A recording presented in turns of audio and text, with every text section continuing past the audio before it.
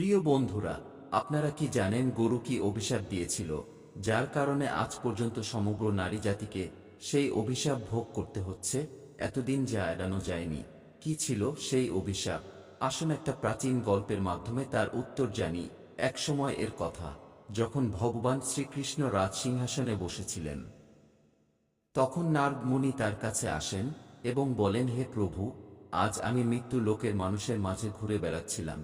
তখন একজন মহিলা আমাকে জিজ্ঞাসা করলেন, সত্য যুগে যখন মহিলারা সন্তানের জন্ম দিত, তখন শিশুরা জন্মের সাথে সাথে হাঁটা শুরু করত, কিন্তু এখন আর তা হয় না। এমনটা কেন প্রভু? এই প্রশ্নের উত্তর আমার জানা ছিল না, সেই জন্য আপনার কাছে এসেছি। দয়া করে এই প্রশ্নের উত্তর বলুন। তখন শ্রীকৃষ্ণ বলেন, আপনার এই প্রশ্ন সমগ্র মানবজাতির জন্য খুবই গুরুত্বপূর্ণ। আপনি এই প্রশ্নের উত্তর জানতে চাইছেন, তাই আপনাকে একটা গল্প বলি। এই গল্পের মাধ্যমে আপনি জানতে পারবেন কেন মহিলাদের সন্তান জন্মের সাথে সাথে হাঁটতে পারে না। তখন নারদ মুনি বলেন, হে প্রভু, আমি গল্পটি সম্পূর্ণ শুনব, দয়া করে আপনি গল্পটি বলুন। প্রিয় বন্ধুরা, আপনিও যদি জানতে চান এই প্রশ্নের উত্তর, তাহলে ভিডিওটি শেষ পর্যন্ত দেখুন। ভগবান শ্রীকৃষ্ণ বলেন, এক শহরে রাম নামে একটি লোক বাস করত, আর রামও ছিলেন স্বার্থপর মানুষ। রামর একটা গাভী ছিল, সে দুধ দিত, আর রামও সেই গাভীকে বেশি করে সবুজ চারণ খাওয়াতো, দুধ দহন করত, নিজেও খেতেন এবং তার পরিবারের সদস্যদেরও খাওয়াতো এবং বিক্রিও করত। শুধু গরুর দুধ দিয়ে রামও তার সংসার চালাত। এভাবেই কাটছিল রামুর সময়। কিছুদিন পর একটা সময় এল, যখন গাভী দুধ দেওয়া বন্ধ করে দিল। গাভীটির দুধ দেওয়া বন্ধ করার সাথে সাথে রামও তাকে খোয়ানো বন্ধ করে দিল। এবং এমন একটা দিন আসে, যখন রামও গরুটিকে অনেক পিটিয়ে বাড়ি থেকে নিয়ে যায় এবং জঙ্গলে ছেড়ে আসে। এখন সেই গরু একা হয়ে গেল, বেচারা একা একা বনে এদিক ওদিক ঘুরে বেড়ায়। এভাবে ঘুরতে ঘুরতে একদিন সে পৌঁছে যায় জঙ্গলের একটি মন্দিরের কাছে এবং সে ঈশ্বরের কাছে প্রার্থনা করে বলে, হে ভগবান, আমি আপনার কাছে মিনতি করি, আপনি আমাদেরকে গরুর জন্ম দিয়ে কেন এমন অন্যায় করছে? 84 লক্ষ জন্মের মধ্যে শ্রেষ্ঠ জন্ম মানুষের, তবুও তারা কত পাপ ও অপকর্ম করেন। যতক্ষণ আমি দুধ দিতে থাকলাম, ততক্ষণ ওই ব্যক্তি আমাকে তার বাড়িতে রাখো এবং সব চারণ খাওয়ালো। আমি দুধ দেওয়া বন্ধ করার সাথে সাথে তিনি আমাকে চারণ দেওয়া বন্ধ করলো। শুধু তাই নয়, তিনি আমাকে বাড়ি থেকে বের করে দিয়েছে। এখন আমি এদিক ওদিক ঘুরে বেড়াই, বনের গাছ ঘাস খেয়ে পেট চালাই। হে ঈশ্বর, আপনার তৈরি করা সর্বশ্রেষ্ঠ জন্ম মানুষের, সেই মানুষ কেন এত স্বার্থপর এবং লোভী? এরপর ভগবান শ্রীকৃষ্ণ বলেন, এইভাবে ধীরে ধীরে সময় কেটে যায়। বেচারা গুরু এদিক ওদিক ঘুরতে ঘুরতে একদিন রামুর দরজায় আসে। রামু আবার লাঠি নিয়ে সেই গরুটিকে বনের দিকে তাড়িয়ে দেয়। এভাবেই কিছুদিন কেটে যায় এবং গাভীটি আবার গর্ভবতী হয়। যখন 3-4 মাসের গর্ভবতী হয়, তখন সেই জঙ্গলের মধ্যে দিয়ে যাচ্ছিল এক মহিলা। মহিলা সেই গরুটিকে দেখে মনে মনে ভাবল, এই গাভীটি গর্ভবতী, আমি এক কাজ করি, আমি এই গাভীটিকে বাড়িতে নিয়ে যাই।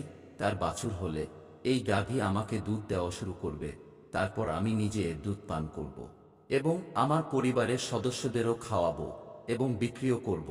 এই বলে মহিলা তার স্বামীকে ডাকতে গেল গরুটি ধরার জন্য। কিন্তু সে যখন তার স্বামীকে নিয়ে সেখানে উপস্থিত হলো, ততক্ষণে গরুটি সেখান থেকে চলে যায়। এইভাবে আরও কিছুদিন কেটে যায়। তারপর যখন গাভীর বাছুর প্রসব করল, প্রসবের কিছু সময় পর সেই মহিলা ঘাস কাটতে একই বনে গিয়েছিল। সে দূর থেকে দেখল একটি গাভী তার বাচ্চা প্রসব করেছে। তখন মহিলাটি তার কাছে গিয়ে গরুর দিকে মনোযোগ দিয়ে দেখে বলল, আরে, এটা তো সেই গরুটা, ইতিমধ্যে বাছুরও প্রসব করেছে। মহিলাটি মনে মনে ভাবছিল, এই গরুটিকে ধরে আমি বাড়িতে নিয়ে যাব। ঠিক সেই মুহূর্তে গরুটি বলল, বোন, আজ আমাদের একটি উপকার করো।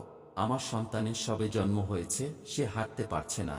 তুমি যদি তাকে তুলে আমার কাঁধে রাখো, আমি আমার সন্তানকে নিয়ে নিরাপদ স্থানে চলে যাব, কারণ আমার সন্তান 8 মাস পর হাঁটতে পারবে। এরপর ভগবান শ্রীকৃষ্ণ বলেন, মহর্ষি নাগ, আগে এমনটা ছিল না। বাছুর জন্মের 8 মাস পরে নিজের পায়ে হাঁটতে সক্ষম হতো। তখন নারদ মুনি বললেন, হে ভগবান, তারপর কি হলো বলুন। তখন ভগবান শ্রীকৃষ্ণ বলেন, গাভীর এই কথা শোনা মাত্র সেই মহিলা উচ্চস্বরে হাসতে লাগলেন এবং বললেন, তোমার সন্তান নোংরা হয়ে পড়ে আছে।